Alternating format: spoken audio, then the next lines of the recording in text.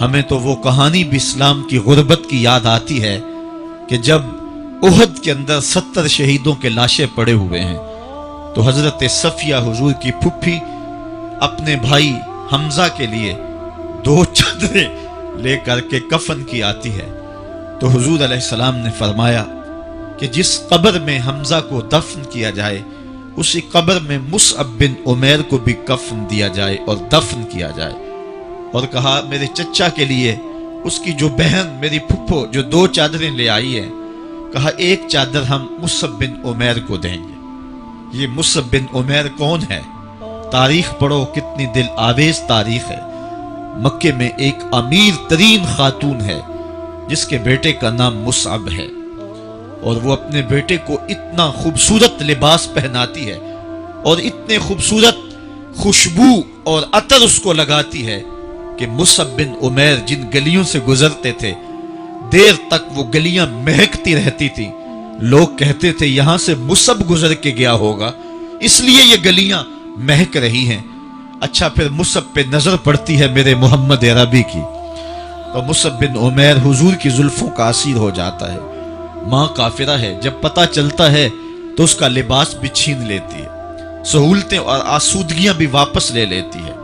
پھر وہ وقت بھی آیا کہ مصعب بن عمیر حبشہ کی جانب ہجرت کر جاتے ہیں۔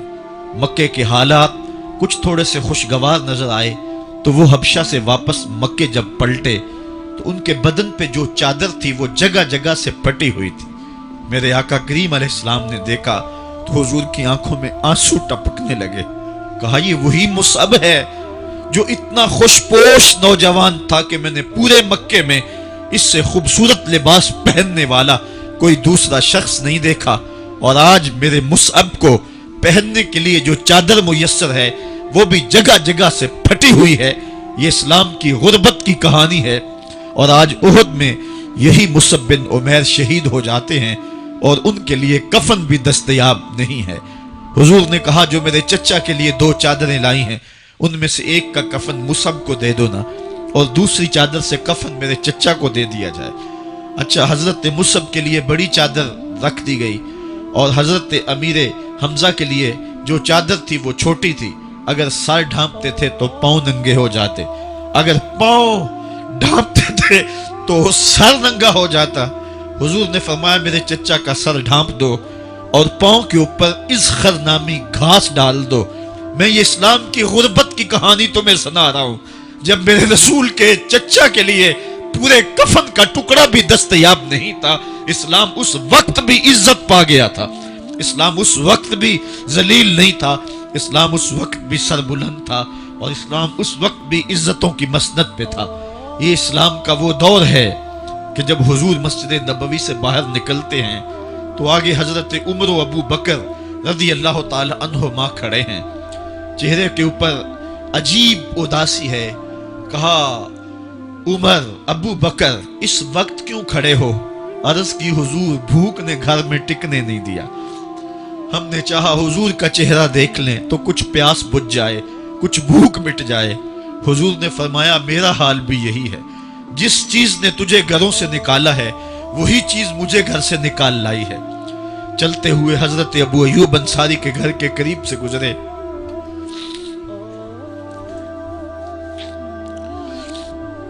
حضور کی خوشبو پا کے وہ باہر آ گئے۔ عرض کی بندہ نواز آج میرے مہمان نہیں بنتے؟ حضور نے کہا تمہاری مرضی۔ گھر لے گئے، چٹائی بچھائی، حضور کو بٹھایا، گھر والوں کو بکری کا بچہ ذبح کر کے دیا، کہا جلدی جلدی کھانا تیار کرو، میرے آقا کو بھوک لگی ہوگی۔ یہ کہہ کے واپس آئے، حضور کے پاس بیٹھے، نظر چہرے پہ پڑی تو گھبرا گئے۔ نکاحت کے آثار اتنے واضح تھے کہ سمجھ آ رہی تھی کتنے دنوں سے حضور نے کچھ نہیں کھایا۔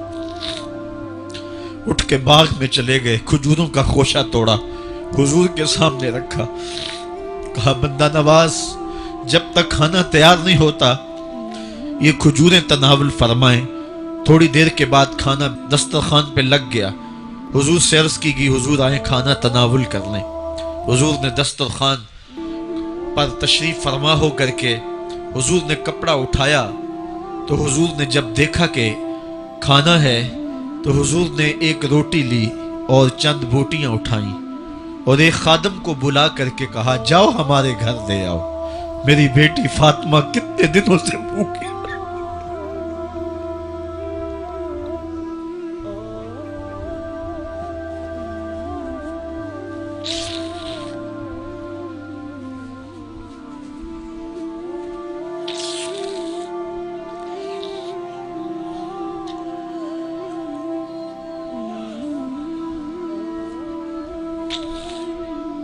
کہا جاؤ ہمارے گھر دے آؤ، میری فاطمہ کتنے دنوں سے بھوکی بیٹھی ہوئی ہے، مال کے کونین ہیں گو پاس کچھ رکھتے نہیں، دو جہاں کی نعمتیں ہیں ان کے خالی ہاتھ میں۔ آپ کو پتہ ہوگا کہ جب میرے رسول کا انتقال ہوا ہے، حضور کا وصال ہوا ہے، تو حضور کی ایک زرہ ایک یہودی کے گھر میں گروی رکھی ہوئی تھی، حضور نے زرہ رکھ کر کے اس سے قرض لیا ہوا تھا۔ یہ اسلام کی غربت کی کہانی ہے، اور پھر اللہ نے اسلام کو امارت کے رنگ بھی دیے۔ آؤ تمہیں کہانی سناؤں، حضرت عدی بن حاتم روایت کرتے ہیں، صحیح بخاری میں روایت ہے۔ یہ حاتم تائی کے بیٹے ہیں، کہتے ہیں میں حضور کی خدمت میں حاضر ہوا، ایک شخص آیا، کہنے لگا حضور غربت نے میرا برا حال کر دیا ہے، اور اس نے شکایت کی، غربت کی، پسماندگی کی اور اپنی معاشی بدحالی کی۔ پھر ایک شخص آیا، کہنے لگا حضور میرے پاس دولت تو ہے، لیکن میں نے جس منزل پہ جانا ہے راستہ پر خطر ہے، تو میرے لیے کیا حکم ہے کہ میں کیسے راستہ طے کروں؟ تو یہ دو لوگوں نے یہ باتیں کی، تو حضرت عدی کہتے ہیں کہ حضور نے روئے سخن میری جانب موڑا اور میری جانب مخاطب ہو کے کہا عدی تو نے ہیرا دیکھا ہے؟ عدی کہتے ہیں میں نے عرض کی حضور دیکھا نہیں، سنا ہے، ہیرا یہ شہر ہے عراق کا۔ تو حضور نے فرمایا عدی تو نے ہیرا دیکھا ہے؟ میں نے کہا نہیں حضور دیکھا نہیں، اس کا تذکرہ سنا ہے۔ فرمایا عدی اگر اللہ تجھے زندگی کی مہلت دے تو ہیرا سے ایک خاتون چلے گی، تو اپنی آنکھوں سے دیکھے گا اور مکے تک پہنچے گی اور اللہ کے گھر کعبہ کا طواف کرے گی، اور اس کو ہیرا سے لے کر کے مکے تک اللہ کے علاوہ کسی کا ڈر نہیں ہوگا۔ کہتے ہیں کہ میں نے دل میں کہا کہ پھر بنو طے کے ڈاکو مر گئے ہوں گے جنہوں نے عرب کے اوپر روب ڈال رکھا ہے، تو وہ تو پھر ختم ہو گئے ہوں گے۔ کہتے ہیں میں بھی سوچ ہی رہا تھا کہ حضور نے مزید میری حیرت میں اضافہ کرتے ہوئے کہا عدی اگر تجھے اللہ نے زندگی کی مہلت دی تو تو دیکھے گا کہ کسرا کے خزانے تیری جھولی میں ہوں گے۔ تو اس دور کی سپر طاقت تھی۔ میں نے کہا حضور کسرا بن ہرمز؟ حضور نے فرمایا ہاں کسرا بن ہرمز۔ کہتے ہیں کہ حضور نے پھر فرمایا عدی اگر تو زندگی پائی تو تو وہ دن بھی دیکھے گا کہ ایک شخص زکوٰۃ کی رقم لے کر کے، زکوٰۃ کی چاندی لے کر کے، زکوٰۃ کا سونا لے کر کے نکلے گا اور اس کو کوئی زکوٰۃ کا مستحق ہی نہیں ملے گا۔ حضرت عدی بن حاتم کہتے ہیں کہ پھر میں نے وہ منظر اپنی آنکھوں سے دیکھا کہ ہیرا سے خاتون چلی اور مکے تک پہنچی، اور امن ایسا تھا کہ اس کو اللہ کے علاوہ کسی کا ڈر نہیں تھا۔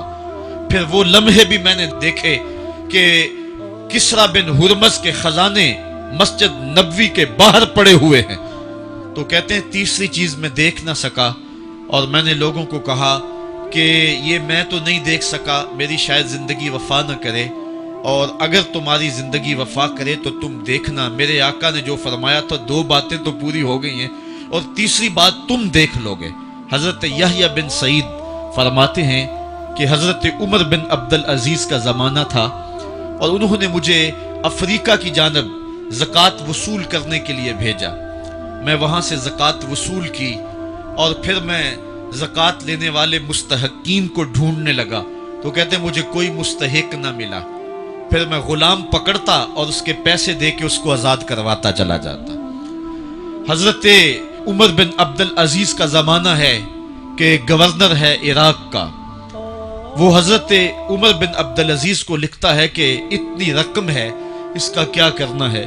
تو عمر بن عبدالعزیز کہتے ہیں رقم لے کے یہاں نہ آنا، وہاں عراق کے لوگوں میں بانٹ دو، جو زکوٰۃ کے مستحق ہیں ان کو تقسیم کر دو۔ تو گورنر لکھتا ہے جو مستحق ہے ان کو دے دی، اب کوئی مستحق نہیں رہا تو میں کیا کروں؟ تو حضرت عمر بن عبدالعزیز کہتے ہیں جو مقروض ہیں ان کا قرض اتار دو۔ تو کہتے ہیں کہ ہاں قرض بھی میں نے اتار دیا ہے، رقم پھر بھی بچ رہی ہے، کیا کروں؟ تو حضرت عمر بن عبدالعزیز نے پھر لکھا جو شخص شادی کرنا چاہتے ہیں ان کا حق مہر ادا کر دو۔ میں نے کہا کہ وہ بھی کر دیا ہے، رقم پھر بھی بچ گئی، اب کیا کروں؟ تو حضرت عمر بن عبدالعزیز نے مجھے لکھا کہ جو غیر مسلم ہیں جنہوں نے ٹیکس دیا ہوا ہے، جتنا ٹیکس دیا ہے اس سے دگنے پیسے ان کو قرضے میں دے دو، اور ان کو کہو جاؤ اس کا کاروبار کرو، کھیتی باڑی کرو، اور ساتھ انہیں یہ بھی کہہ دینا قرض کی فکر نہ کرنا اور زیادہ اس میں پریشان نہ ہونا، جب دے سکو گے دے دینا۔ یہ دور بھی پھر اسلام نے دیکھا اور یہ گھڑیاں بھی دیکھی، جب چیتھڑے پہنے ہوئے تھے، جب پیوند لگے لباس پہنے تھے، جب پیٹ میں ڈالنے کے لقمہ بھی نہیں تھا، اللہ کا دین اس وقت بھی غالب تھا، اور جب گلیوں کے اندر ریشم بکھرا ہوا ہوتا تھا کوئی اٹھانے والا نہیں تھا، دین اس وقت بھی غالب تھا۔ دین کا غالب ہونا یا نہ ہونا اس کا تعلق جو ہے وہ مال و دولت سے نہیں ہے۔ اقبال کہتا ہے کہ زوال بندہ مومن کا بے زری سے نہیں، مومن کا زوال بے زری سے نہیں ہے بلکہ اس کا سبب کوئی اور ہے۔